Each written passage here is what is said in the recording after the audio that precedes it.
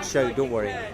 But I'll tell you what my view is. Yeah. Okay, just fair enough. I'm listening. Carry on. I'm an atheist. Okay, I don't have any. I have respect for everybody having been able to say what they want, but I have no respect for your religion. I have no respect for Christianity. I have no respect for Judaism. Okay. I've got no respect. You're an atheist. Yes. I'm a very militant atheist. Okay. But I just don't have the time to stand here all day and talk about it. And when I see you people down here, Christians, Jews, I've heard some anti-Semitic stuff over there.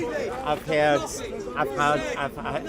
Islamophobic stuff here today, and it sickens me to hear it.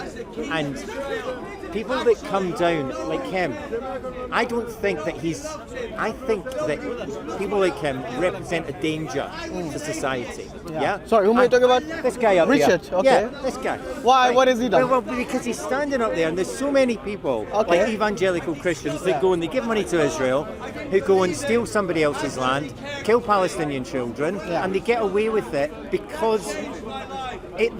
How do you argue with somebody that says that the land was promised to them by God? Absolutely, that's not right. Yes, because at the end of the day, these Zionist settlers that go into the West Bank, they bomb Gaza every couple of years. They call it mowing the lawn. That's what they call it, mowing the lawn. They go into the West Bank, they steal land. Yeah, they're kicking Palestinians out of East Jerusalem.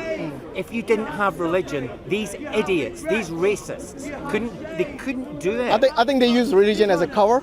Because Zionism, they don't really care with regards to religion or whatever it is. But it's politics. That for them, it's mainly politics. Yes. But Zionism grew out of the religion. That's what I'm telling you. They're using religion as a cover. In Eastern Europe, the Palestinians paid the price. Yes. So I'm not talking about Islam. I'm talking about all religions. They make me sick. When I heard you say you're a militant atheist, what does that mean? Well, it just means that I like to tell people what I think, because I think that's not militant. That's just you expressing your opinion.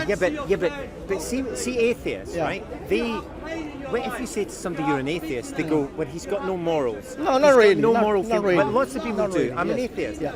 But lots of people do. They think that you need a religion to have a love for a fellow human being, to respect. I think there's a difference between objective morals and morals. So in order for you, for example, to be nice to someone, you don't need to be religious. You can be nice being an atheist, being a believer in God, being a believer in whatever, you know what I mean? But at the end of the day, if morality and being nice and being objective in your views, if morality was going to change every so often, yes, like for example in the Victorian era, the women used to wear long dress and they used to go out, and that was the respect and that was the moral state of that particular time. But then the morals change again in our time. So now maybe miniskirts and short dresses in summer and so on, that's completely acceptable. So as someone who doesn't subscribe to any religion, how would you respond to that when morality it kind of loses value when it keeps changing every so often? You see what I mean? Yes, I do. Yeah. I think that human beings are innately good. Yes. Right? There is goodness in there. Right? Yes. Okay. Yes. I believe we're innately good. Yeah. Sometimes human beines will, because we're human, will go off track and will do bad things. Right? But religion can make good people do bad things. Religion can make good people, otherwise normal people do bad things. But why do you say only religious people? If I tell you someone like Chairman Mao, who's not a religious person, or Stalin, yes, or Stalin, or Hitler, yes. Hitler was a Roman Catholic. Well, initially maybe, but let's say he was. Let's say Stalin, or let's say Chairman Mao. So I wouldn't say it's just religion. You see, when you know it is though. It tends to be. If you look at what happens in the Middle East. Today you're looking today, yeah.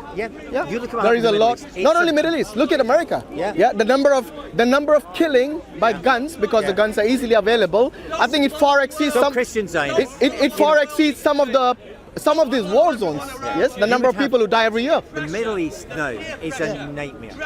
It's a nightmare. I think it's made into a nightmare by people with agendas. But it's religion, and it can be greed of people as well. For example, look. Take the Iraq war, for example, yes? They went in there not for religion, No. Yes, they went on a false pretext of saying there's WMD over there. That's about money, yeah. But that's what I'm saying. Yeah. But you see, the motivation wasn't religion. No, So it wasn't. what really messed up a beautiful country like Iraq with history, I think, which goes back to the Babylonian and even further, yes, because America is like what, 300, 400 years? Yes, it's a baby in comparison to Iraq. But that's what I'm telling you. So it's not religion. You cannot blame religion for everything. No, you can't. But the biggest cancer in the Middle East, that permeates everything, is this. What? Iraq, Right? you mean the Israel-Palestinian Palestine. issue? It's at the root of everything. It's at the root of radical sort of radical movements, terrorist movements, and it's because of that, and that was caused by religion. Yeah. Do you really think that when the Zionists, they basically plan to have a land of their own? Yes. Do you think religion was really the main motivation for No, them? I don't. But I think they had a political motive. But that's what I'm saying. It's not religion. That's my point. But religion provides the hook to hang it on. No. Look. Many of the wars that happen, even today in the 21st century, and even in the years before, the World War I, World War II, yes, they all had greed, and power.